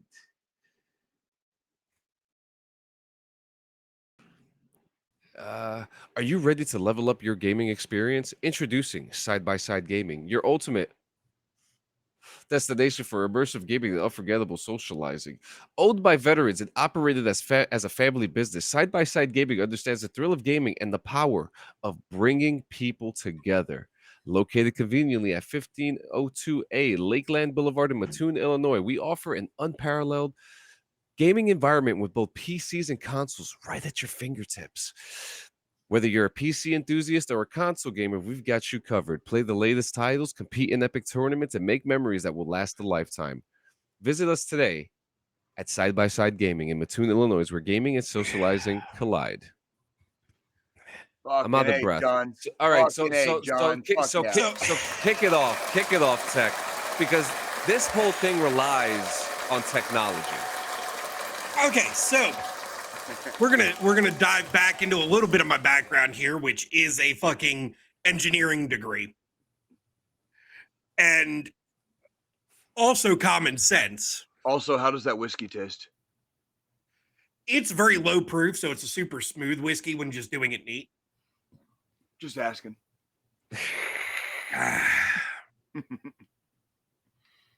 Good oakiness, some caramel notes, a little bit of vanilla. Delicious. My beer tastes like fucking a bar fight. So we're gonna go a little bit on to the tech talk with this one. And Jay, I'm sorry, we're about to see your brain matter come out your ear holes again. It's inevitable. Inevitable. So the first thing I need to ask the company that fucking chartered this shit and made the sub, what the fuck are you thinking using a $30 goddamn fucking Logitech controller to control a fucking submarine? And their name's Ocean Gate, by the way. Ocean Gate. Like, we're talking a machine that's supposed to go down in the fucking water, underwater, to bring people on exploratory missions to see shit. And you're going to use a $30 fucking controller that uses fucking AA batteries. Second, from an engineering standpoint, when your initial fucking pilot or the submarine quits because there's been too many issues with this exact fucking submarine, why the fuck hire a new pilot to man the exact same fucking submarine? Maybe you should fix the fucking engineering issues with the fucking sub before you send the sub back down. Cool. Huh. How about that? Way too many fucking mistakes by the CEO and the leadership in that fucking company that cost people their lives. Now, granted. Right. Well, granted. What the CEO was among them. So that was like, yeah, that's definitely a plus. Yeah. Guess that company doesn't have to fucking worry about bad decision making anymore. Granted, first off, if you have so much fucking money, you can charter a fucking sub to go explore the fucking Titanic. You really need to reevaluate your fucking life choices. There is no such thing as a good billionaire. They should have left it alone. There is no such thing as a good billionaire. There is I'm just no waiting such for thing as a good billionaire. No, there isn't. And I'm waiting. I'm fucking waiting. Oh, Brandon, we ain't starting. We're fucking. Oh, we're on it now, bro. Like I'm waiting for here we fucking go. James Cameron to decide we're going to do another movie, and the next one's going to be Titan, the story of the fucking Titanic sub. I guarantee you he's going to fucking jump on that goddamn cash cow, because goddamn if that's not a cash cow. If I was a producer and a director in Hollywood, I'd make a fucking movie about that stupidity. Look at the story. 5 billionaires in a sub made out of carbon fiber going to see the Titanic. To be fair, there was a 19-year-old kid, but he's like the stepson of something or other, and like he was the stepson of one of the fucking billionaires on the fucking sub. The stepson was at the Blink-182 concert. The actual son of the Middle Eastern. Oh yeah. Oh. So check it out. That's a whole other conversation right there too with the stepson. Oh yeah. Oh yeah. Well, and I think what we're getting at here, though, John, you're starting to fritz out just a little bit. Keep an eye on. Yeah, I'm keeping an eye on it. No, I just wanted to let you know. I'm seeing. Yeah, your network quality keeps dropping, and I'm seeing it. Shit. So, anywho, yes, this is like semi-tragic, and it's tragic in the way that 5 people fucking died. Okay, like we're not denying that people lost their lives here. And God rest their souls or whatever. But whatever. But like the stupidity that went into this is really quite horrific. Like it's quite horrific how stupid they actually were about this. And like that cannot be understated. No amount of fucking money is gonna fucking save your life. And last time I checked, we ain't fucking taking any of it with us. Like, there is no such thing as a good billionaire. Yeah. Okay? If you see somebody with a B attached to their fucking bank account, okay, meaning of billions, all right, they are not a good person. I'm telling you right now. Like, I have common sense isn't a fucking strong suit of fucking billionaires either. I have no fucking problem saying this out loud in public. There is no such thing as a good billionaire. Or a smart one. Or a smart one. That guy in particular got his just desserts. He got liquefied. Did you see the video of when they were signing the contracts? He was like making a joke of it about like the risks and stuff, and he was like, "Sign me up," like it. Yep. You're bringing people. It's like underwater. First off, go ahead. They should have left that place alone. After they found out that the thing was deteriorating, which it is, the Titanic is going to be gone within the next 100 years. That is correct. Yes. It will not be there. They continue to go down there and mess with the ocean environment that is near it. Now you have a giant piece of metal, a couple of pieces of metal, and bodily fluids at 1600, exactly 1,600 feet away from the actual wreckage itself. They probably didn't even get the chance to even see the Titanic, from what it sounds like. Who cares? Fucking who cares? But like I don't. Now, like, just to say the sad stuff, it's like, again, it's a tragedy. This fucking sucks. And people did die. And that part definitely fucking sucks. And I'm not trying to get and look, there was a migrant boat that just sucked. Not too far away from there too. I'll still say, no matter how stupid this whole thing was, my condolences, thoughts, and prayers and whatnot to the families of those that lost their lives due to this. However, common sense dictates don't pay $250,000 to go down in the fucking sub to see the wreckage of the Titanic. That's right. Now, let's get funny. The fucking memes that have come out from this are fucking... Oh, God. The fucking memes have been great this week. Please tell me you have some, John. I actually do. Let's see the fucking memes. I want to see the fucking memes. I'm sending a couple to you right now, John. Send it to me. I think I got like 2 or 3. Oh, man, this is going to be... This one might be a little bit too much for the episode, but I'm still sending it. Nope, do it. Nope, it is not. We have a warning. We have a fucking warning and a disclaimer for a fucking reason. Send it. Are you sending it through Facebook? Yes.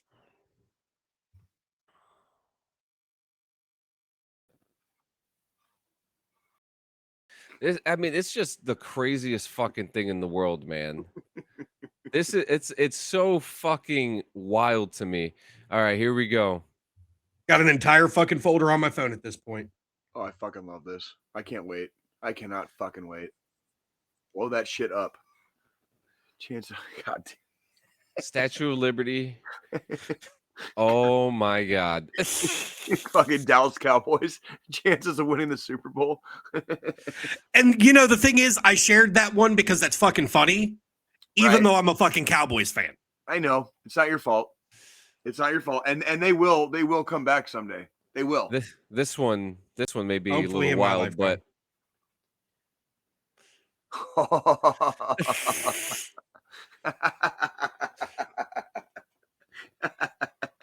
It's so dark. It's so dark. oh shit, we got some bangers here from fucking Squillini. Oh shit. Wait a minute.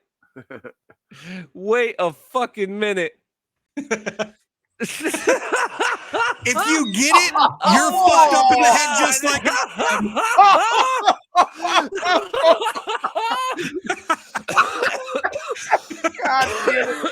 No. that's the one. No. That's the one that I was like, this is a little iffy, but you know what? Oh Fuck it. shit. Holy shit. Oh. Oh shit, Oh my man. God, dude. Dude. Oh shit. We're gonna get assassinated someday, dude. God. Oh shit, this one right here is fucking something else. Oh my God. I told y'all I had a few. Oh fucking. I Oh love it. my God. I fucking love it. Yeah. I love that.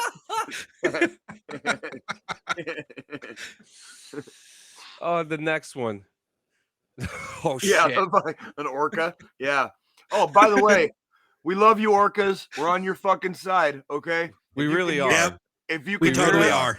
if you can hear Fuck us, we love- SeaWorld. keep fucking everybody up. Keep doing your thing. Fuck them all Oh up. orcas. man. Oh shit. God, Oh priceless. shit. Priceless. The last one I have. Here we go. This is probably my favorite one.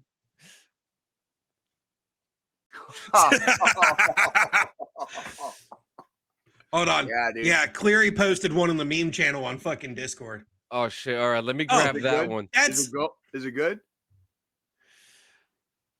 Let's see. Oh my wait. God. No, the one Cleary posted is pretty much the exact same thing that you just shared, but go with the one that Gonzo posted in the fucking meme central section on Discord.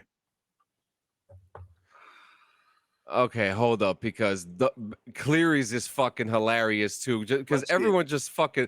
pull it Oh up. shit! The fucking memes are fire, dude. The memes are All fire. right, so we got. Oh shit! Oh shit, guys!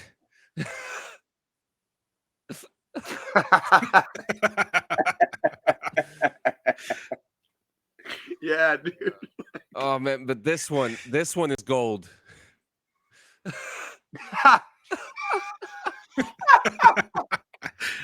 God damn it.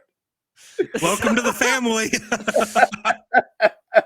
They must be so happy. They must be. I mean, they've been alone down there for fucking years, over 100 years. Over 100, yeah. So Yeah. I mean, it's nice. Oh man, so it's good. Look, it's good to laugh about tragedy. We're veterans. That's just. Kind of what we do. It's kind of Oh what we Yeah. man. We, oh, It's by the exactly way, what we fucking do. yes, in case you're wondering, us, we in fact are all going to hell. We have all bought our tickets. We are all taking the ride. We are also not scared about it. I'm not and we're just taking the fucking ride. living. I'm the fucking hood ornament on the fucking bus. Oh my god. My god, put me in the fucking passenger seat, please. I need to see the whole thing ride, man. Jay's worry about it. driving. John's sitting beside Jay. I'm the fucking hood ornament. Listen, Fucking smoking listen. a joint, fucking drinking a beer, fucking while There doing is- fucking, while doing 80 down a fucking highway, right? Like, there's cannabis in hell, and there's cheesecake in heaven, and I don't fucking like cheesecake. fucking thank you. Fucking HOOAH. thank you. Oh man, so we got two small news bits and we have one big news bit.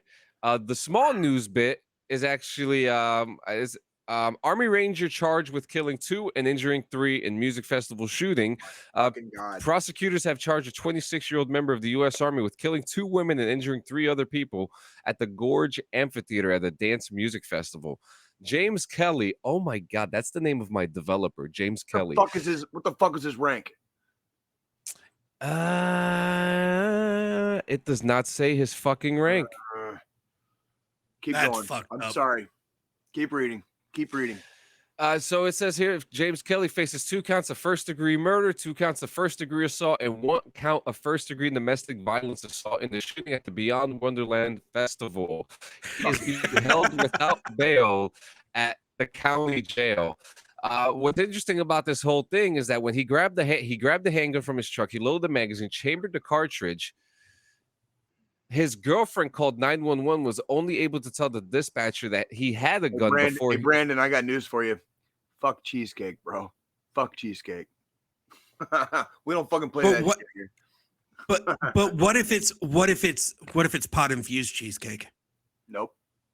No, sorry.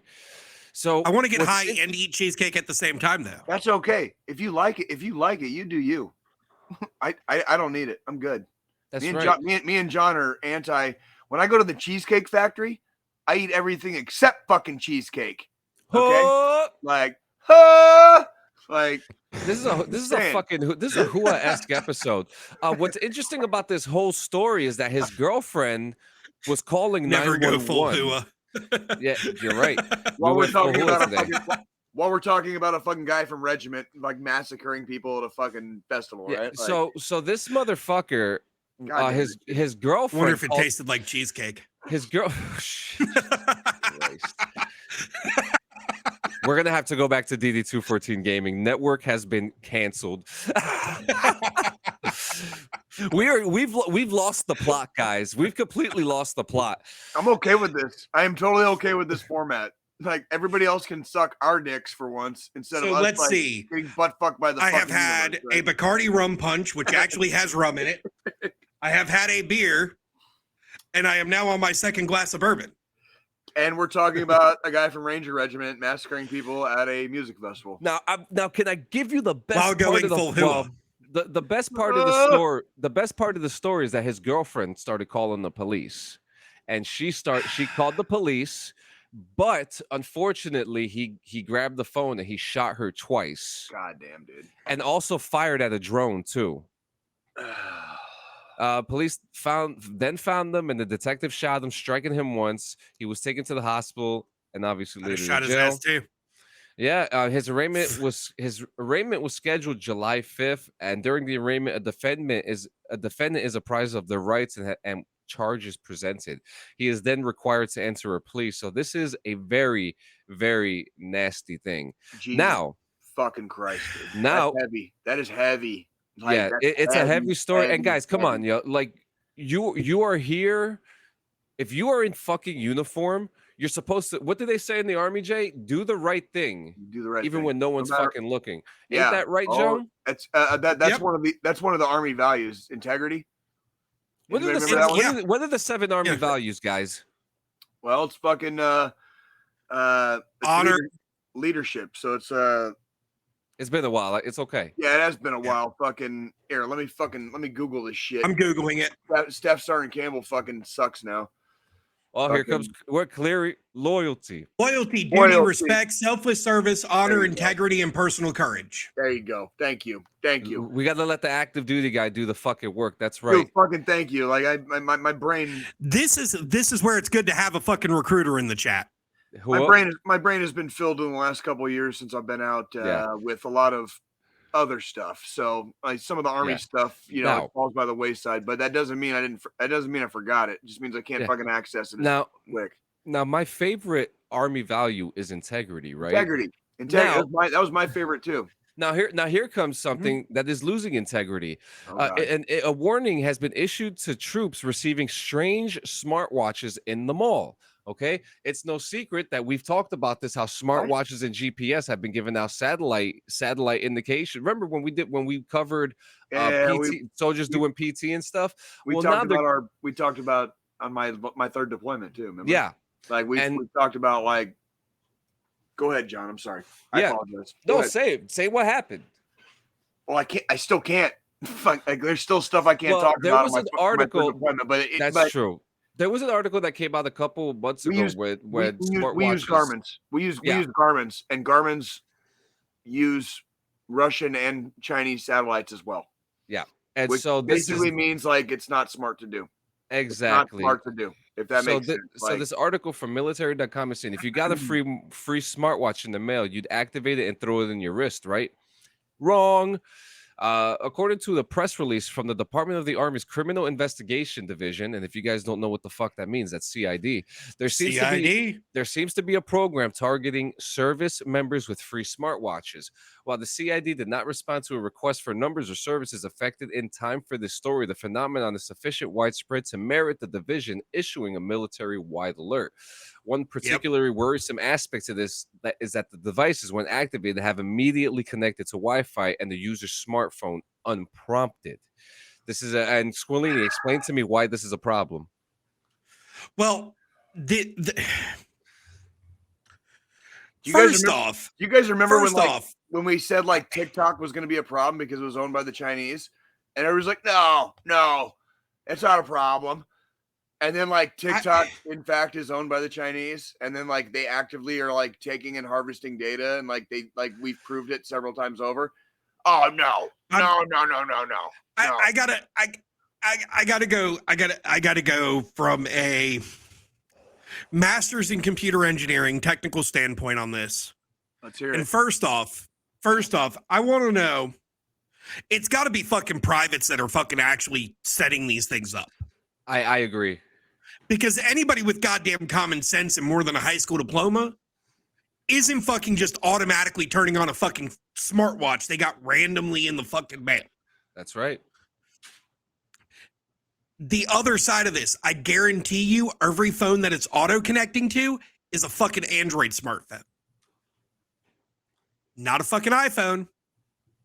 And here's why. Shut the fuck up about your iPhone bullshit. Hey, No, you, Jay. No, Jay, listen to what I'm about to say.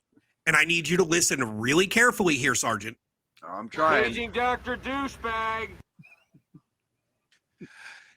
Android OS is a open source software, which means any fucking developer can get the source code, hack the source code, and make any device they make automatically connect to any of those devices. I mean, if you're that good, right? I could do it in 10 minutes from my computer while we're fucking podcasting. I could learn it. I could learn it. Okay, I could learn it in a matter of an hour. You can learn it in a matter of like 6 hours. Okay, I'm aware of that, but that open source is also like let's look at this in like the context of like freedom. Would you rather have all the freedom or fucking none of it? Because your fucking iPhones are owned by a fucking corporation, okay, that fucking harvests all of your shit. They've been caught multiple times, many times. Their fucking founder, that fucking piece of shit, got like the most easily treatable cancer in the history of man, and he still died from it because, again, billionaires are not good people, right? Oh my God, like, who the hell cares? Shut up, bitch. So, real quick, Jay, I just need you to just shut up and fucking put your listening ears on. Tone down Malone. Okay, fuck Apple. So yes, I agree. Apple has been caught with this, but so has fucking Google. Here's the thing. I'm waiting. From a security standpoint, when it comes to outside intrusions, by outside intrusions, I'm meaning other people, not Apple. Because yes, I know Apple's fucking released my fucking data a million times. I've gotten a couple fucking checks for it. Believe it or not, I do have a working knowledge of the computer and science industry. My dad was a computer guy. So like, okay, there's reasons I do one thing over another, but I'm listening. So from a current day standpoint, this is more secure than your fucking Android phone. Yeah. I can believe that. Outside intrusions.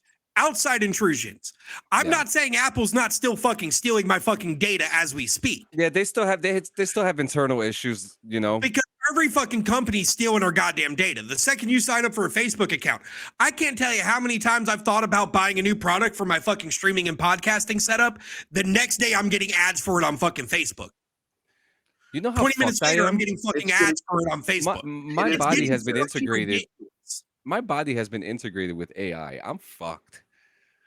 Like, well, that's your own fucking doing, John. This is a product of the times, and that's. But you know, different types of cell phones, and you know, open source versus non-open source. It's really beside the point.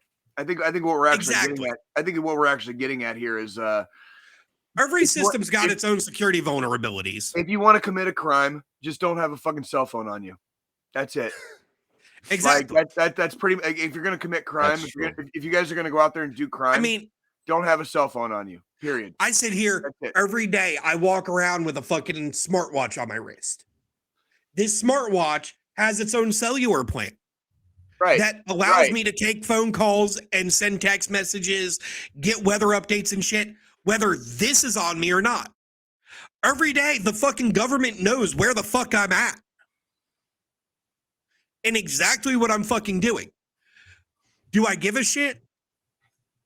No, because if I cared, I wouldn't have this shit. Right. This is from a tech. Exactly. But see, that's the thing. So I've had an Apple Watch since the very first Apple Watch came out. And when I got the first one, I was like, I might wear it, I might not. And then as I learned how to use the Apple Watch, the watch, to simplify day-to-day tasks, whether it's responding to a text message, responding to an email, answering a phone call, fucking checking the weather, keeping track of how many calories I burn, how many fucking minutes I exercise, what exercises I do. Integrations are amazing. This thing has become part of my daily life. I wake up in the morning, I shower, I put it on. It's a useful tool. But it helps me. It's not me wearing it. There's nothing inherently wrong with that. Exactly. I'm not just putting this on to put it on. I'm putting it on because it has use case scenarios that work out in my day-to-day life. If you get lost in the woods, you could find your way back home and send an SOS signal. I didn't go equivalent. Dead ass. So, I mean, that's like. So that's the thing. When I got this one, I got that shit on my wrist. Like, when I got this I'm one, gonna fucking die like alone in the wilderness somewhere. When I got this watch, when I upgraded from my last watch to this one, I could have paid $500 less for the basic Apple Watch model. I went with the Ultra, which is a $800 fucking watch, because of all the extra capabilities. I literally have a button on the side. I can turn a flashlight on. Turn flashlight back off. If I'm out hiking, my watch face literally is a fucking compass. We are fully affiliated. Fuck you, Jay. I love your watch. Wanna shove it in my ass. Fuck you, John. God damn it. But no, and that's the thing. I'm not going to just take some fucking random ass watch that's sent to me for free and fucking turn it on and activate it. But that's also. You're not going to pay $30 for one like I did. No, because you know what that fucking Chinese piece of shit's doing for you? Stealing my data. Just fucking just fucking spying on you. Fucking the Kremlin has all of your information as we speak. Like I said, I'm fucked. Like I'm completely I'm fucked. They know, they have my address. At least I know. At least what are they gonna do with it? The fucking pussies, dude. Like they ain't gonna do shit with it anyway. At least I know with my $800 Apple Watch Ultra, the farthest my data goes is fucking California. Damn it. That's not good. That's also not good. like we have to fucking remember that's also not good. Like They shouldn't. I'm not saying it's good, but it's at least not going to the Chinese or the fucking Russians. I'd Okay. rather use the devil I know than the devil I don't. At least fucking Vlad and fucking Kim Jong-un and fucking China don't have my fucking data. Just fucking Tim Cook sitting in his fucking tower at fucking Apple has my data. I'm waiting for Russia to call me for a recruitment call. Do you guys remember several years ago when the DoD got hacked and dude, we got letters in the mail. Like my family got letters in the mail. Like I got one too. Yeah, our data was fucking definitely stolen. Like, and it was like, and the thing is, it was me, my wife at the time, and my 2 children, and all of our data was fucking. Worst part for me was when that happened. I'd been out for almost 10 years at that fucking point. Right. So how were you even like part of that? Right. Yeah, like I'm sitting here, I get the fucking letter. I'm calling up my VA rep, like, is this legit? Like, what the fuck? Yeah. Oh, it was legit. It totally happened. And they're like, yeah, totally fucking happened, bro. They got your fucking data, and I'm like, yep. Social security numbers, freaking, phone numbers, addresses, fucking associates, like all that. Granted, I will say all of it. Like I will say, whoever decides to steal my fucking identity, you're in for a fucking surprise. Hey, I got something to say too. I'm in Independence, fucking Missouri. Like, if you really, really, really want to come here and try to fuck around, dude, like, have fun. Have fucking fun, dude. Like, yeah. As the patch on my fucking gym bag says, enjoy. Fuck around and find out. Yeah, dude, like, I'm in fucking Greensboro, North Carolina. If you really want to come at me, bro. Nope. You could come at me too. For all of you people, that are unaware, North Carolina. Not on live. John, put it up. Not on live. Gun. It's a BB gun. Oh, you got a BB gun? It's a fucking repeater BB gun. That's cute. Let me see it. That's cute. Not real. Let me see it. It's fucking plastic. You can see the plastic right here. It's coming right off. That's cute. I love you, John. As he's about to threaten somebody with a fucking BB gun. Well, in Jersey, BB guns are fucking. That's pretty much like, you know. That's Jersey, shit, right? Oh shit! It's supposed to have an orange tip on it. Oops. Like. Now I'm really gonna get. Now I'm really gonna get this podcast in trouble. As the fucking ATF fucking knocks on his door in 10. Joe, you probably haven't. You probably haven't gone back through the archives. There was an episode where like we pulled out fucking weapons and we immediately took that one down. That was early. Everybody. I don't think John's given me access to the fucking archives. No, you know. You do. So you know how you have the email already? Yeah, you're in already. Yeah. All you have to do is just scroll through the YouTube. Dude, all those old episodes are there. You're gonna have to dive deep on that. No, but he's not lying. There was an episode where there was 2 rifles and like 3 pistols out. Like it was, but it was like a weapon safety class. Like we weren't fucking around. I'm going to. With that being said, I'm gonna backtrack a little bit here to my early days on Twitch. I used to have fucking mounts on my wall in my office that my rifles were on. Right. I had 3 streams back to back get taken down by fucking Twitch. Oh yeah, because firearms in the back there. You display out. You can't. Yeah, you don't want to display firearms, man. Like yeah. And so now it's literally I have, and I'm not pulling a firearm out. I'm just explaining on both my streaming and podcasting desk and my work desk. I have under desk mounts for my pistol. Very nice. That's okay. So that way, and it's right there at my dom hand. It's right there at my dominant hand. So that way, if somebody breaks in while I'm working or, like right now while we're podcasting, because I'm home by myself, the fiance went up to the pool already with the neighbors. If somebody were to break in, I can just reach, grab, turn, pop. Can I ask you a question? North Carolina doesn't fuck around. Can I ask you a question, Don't fuck around in Greensboro. So like I'm unfamiliar because I know what the stand looks like, but are they locked in? Do they slide in? Is there like a button or like a lever? So that's the nice thing. I actually modified mine because I have a little bit more than just fucking tech knowledge here. I have an engineering degree. He's good. I with know his how hands, to fucking guys. make shit. This is like the guy if you want like a slip pistol, where you just like flick your hand like a pistol, fucking like Joe will make the rig for you. So I bought standard ones where it just kind of slides in, doesn't lock in place. I modified them so they lock in place now. To unlock it, you have to push forward, which then racks around into the chamber. Yeah. And then pull back to pull it out.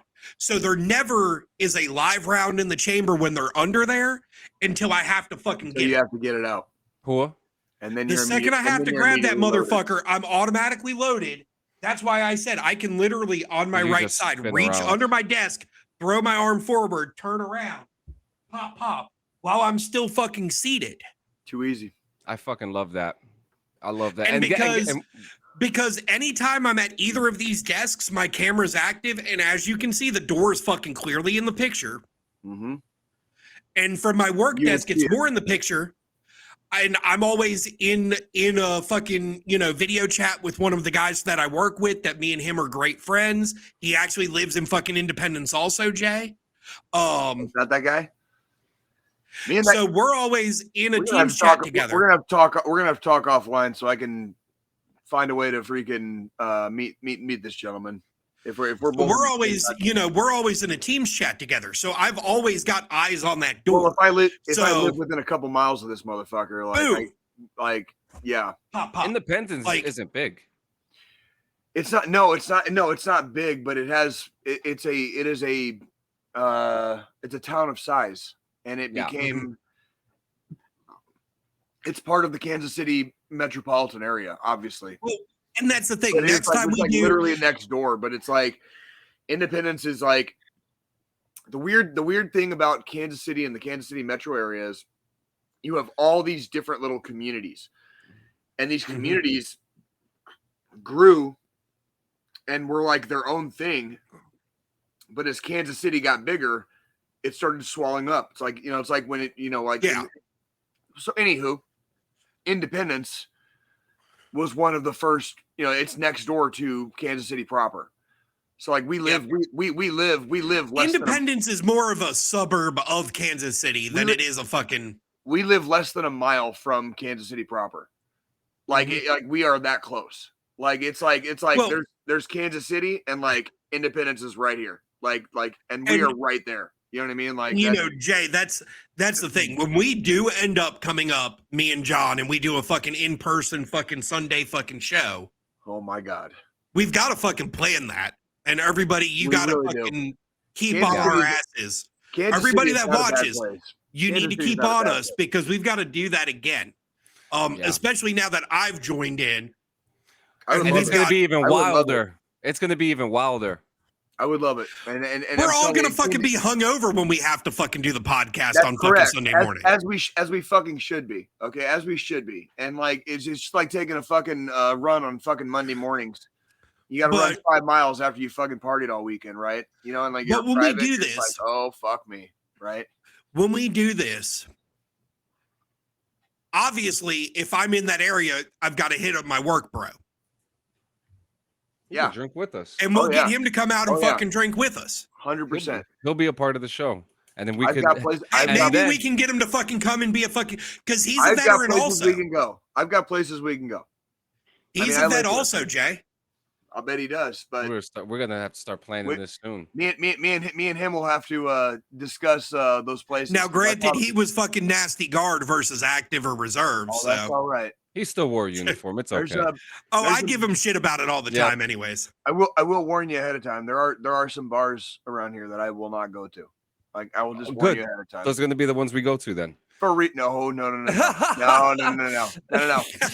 saw how Jay was just like, he was all up for it, and then he was like, no, wait a minute. No. Once it registered, once it fully made its way through the process, he was like, nah, fuck that shit. No, like, you need to understand, like, there's places I choose not to go here, and like, it would be wise to steer clear of them. Like, it's like, yeah. You know what? Next year, I've got to have my bachelor's party. Oh God. That'll be the perfect time. Beginning of next year. Oh boy. I mean, I come up. I don't have that much time to prepare. Okay. I come up. John comes up. We do fucking God. Tex fucking bachelor party. We're gonna need to get like GoPros and attach them to each of us for the fucking night That's before. too easy. That's my too God. easy. Oh my fucking God. Like I'm down. And we should go. We should down for then all you know that. what we should do? The only thing I want to do is rent scooters in Kansas City. Oh, dude, downtown at night, in the middle of the week, it is like a ghost town. Beautiful. And you can ride scooters and you can like ride through the streets and you're like riding through. It's like riding through Gotham.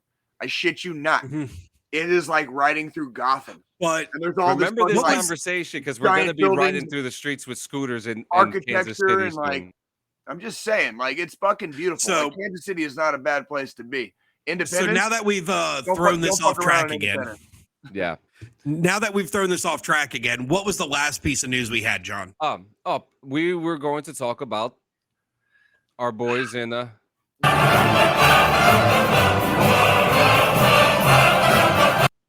boys yep. So Jay, take the lead. This is your explain to us what happened.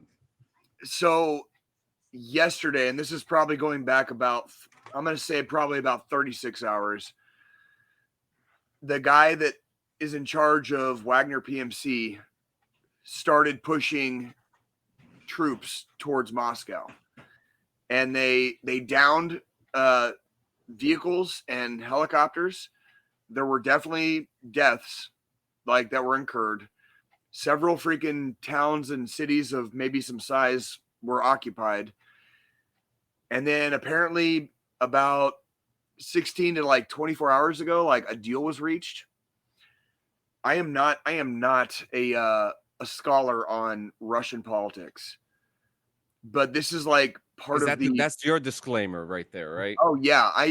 I will not pretend to understand Russian politics, or when you see how crazy everything has been in Russia, since the invasion. Putin is obviously a madman, and obviously there's people that are getting fed up.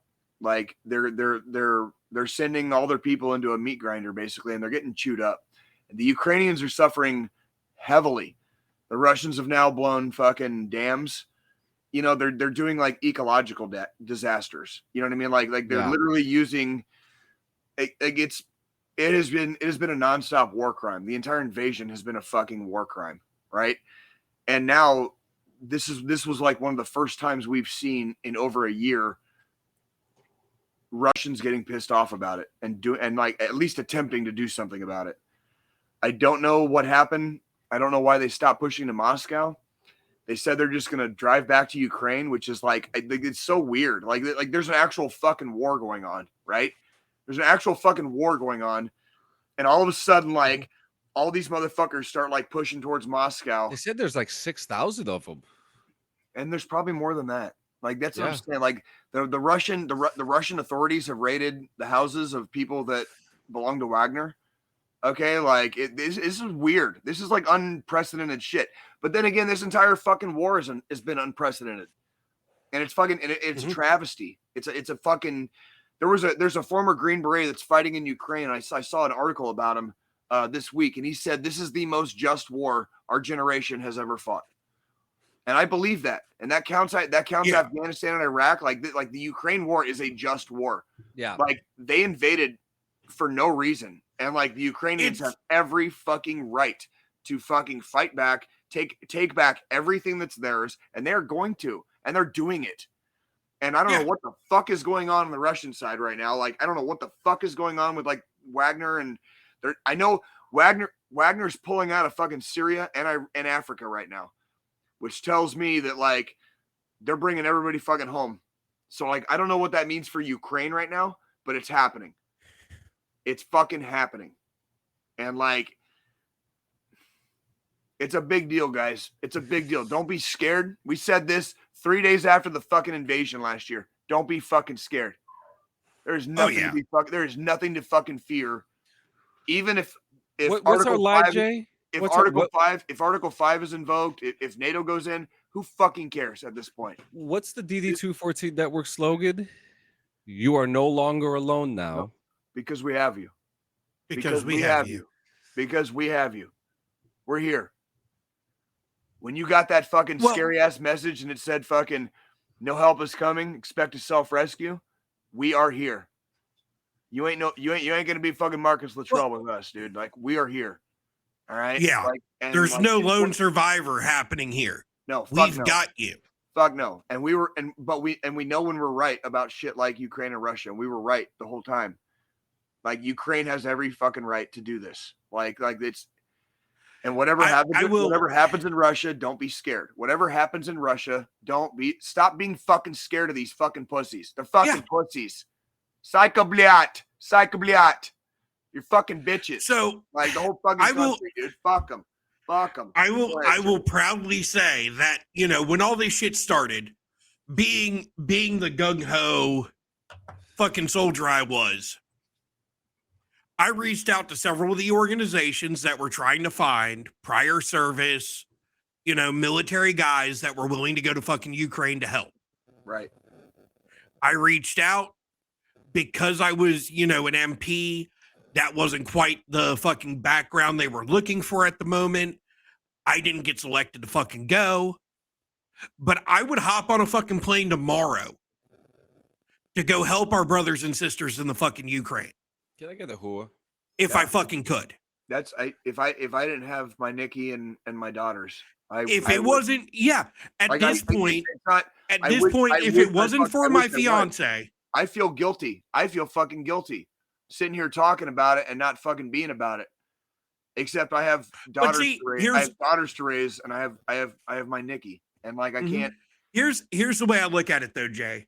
At this point, you know, we're showing our support by talking about it, by bringing awareness to the fucking cause every fucking week. As much as because there hasn't been a fucking week since this bullshit started where fucking Russia decided to fucking invade Ukraine for God knows what fucking dumbass reason that we haven't talked about fucking this shit. There hasn't been a single fucking week in over a year since we haven't talked about this atrocity and this downright all of it. This downright display of fucking anti-human rights that has happened in the fucking Ukraine. Yeah. We are with our brothers and sisters in the Ukraine. That's right. Planting sunflowers. Man. Through our hearts and souls. The sunflower fields, dude. The sunflower fields are so thick right now, dude. They're through our hearts and souls, through our thoughts, through our prayers to whatever gods we may pray to. We are with our brothers and sisters in the fucking Ukraine. We might not physically be able to be there because of other reasons, unbeknownst to, you know, for our own personal reasons. We might not be able to fucking be there. If it wasn't for my fiance, for Jay having Nikki and his daughter, for all that shit, we would fucking be in the Ukraine right now, fighting alongside our fucking Ukrainian brothers and sisters. We would be doing something to help out more than just fucking bring awareness to this fucking cause, to the fight. I don't oftentimes feel a lot of guilt or shame. I don't really do regret a lot in my life. You know what I mean? Like, I just accept, you know, if I made a mistake, try not to repeat it, you know, kind of move on. Yeah. I feel so much guilt and shame. Like, sometimes, like, when I think about what's going on there right now, because I can't be there. I got out of the army. I got out of the army because I became a single dad. And like that was what I would still be in the army if that hadn't happened, right? And then when I see what's going on in Ukraine, it's like, well, now I'm out of the army. I could totally go over there right now if I really fucking wanted to, except I can't. I have, you know, I feel guilty about that. I feel fucking guilt. I wouldn't say literal guilt about it. Like, I mean, and that's the thing. Like, you know, we broadcast and we talk and we discuss it. That's not. We try to stay. That's not kayfabe. Yeah.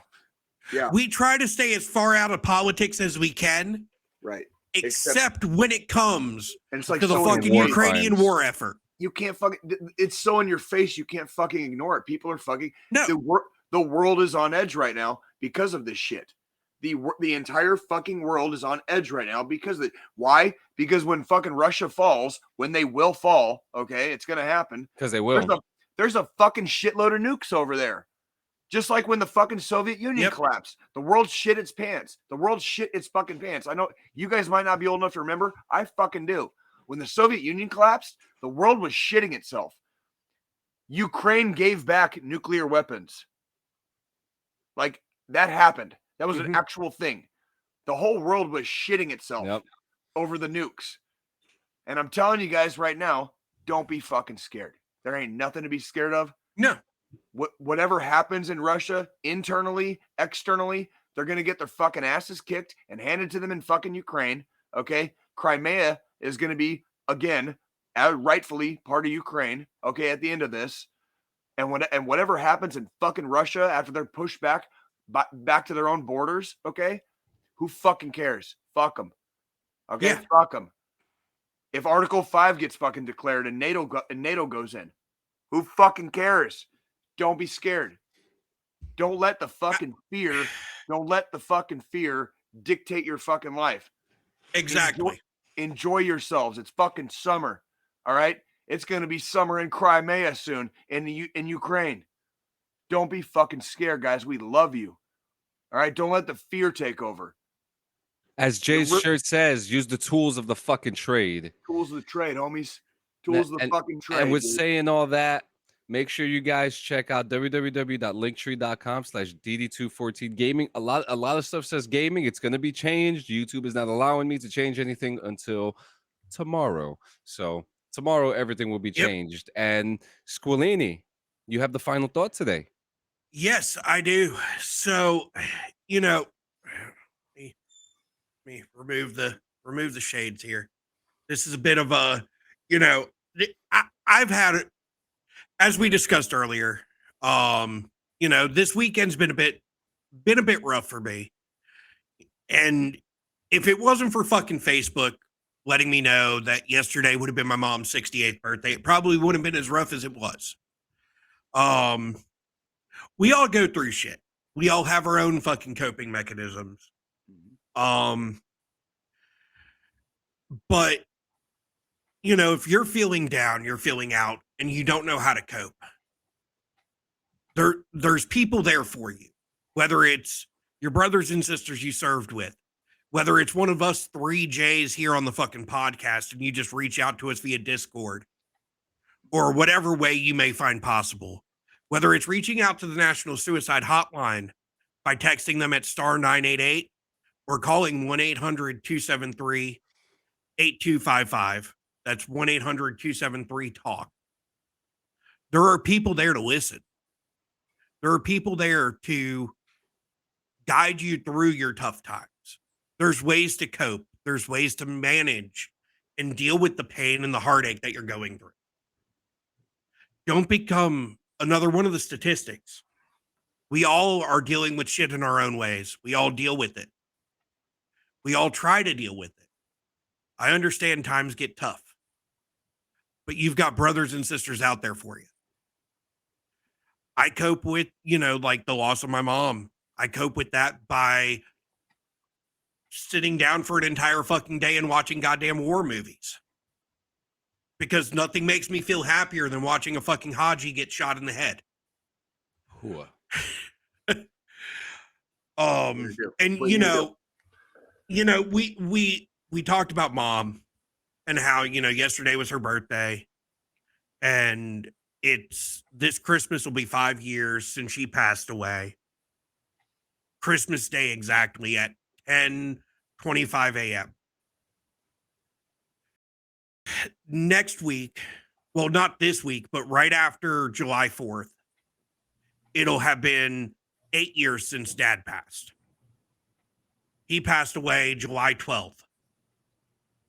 So, this time of year and the holidays are rough for a lot of people in their own ways. Some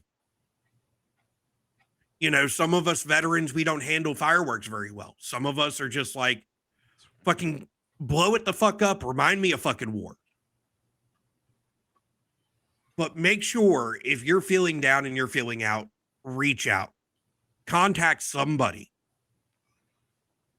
because we want to see you here next week. We want to see you in 168. We care about all of you. Whether you come in and chat up with us while we're fucking live, or you just come to watch the shenanigans and laugh your ass off while we're getting drunk and talking shit about fucking Russia. We care. We provide good comedy. We provide real life stories. And we try our best to make sure each and every one of you are back with us 168 hours later. We love all of our viewers, all of our subscribers equally. We don't discriminate. So make sure, if you're feeling down and out, to reach out to somebody that you know will listen. Love all of y'all. See y'all in 168. HOOAH. God damn, Joe. Good job. Fucking Good HOOAH. fucking job. See you guys next week. Love you guys. Gaming's next week, guys. Gaming. Let's fucking do it. Let's fucking do it. Oh, and on the gaming thing, make sure to submit your fucking setups. Yep, I've we got gotten like some- 4 of these motherfuckers. We got some more. We got like 2 more today, too.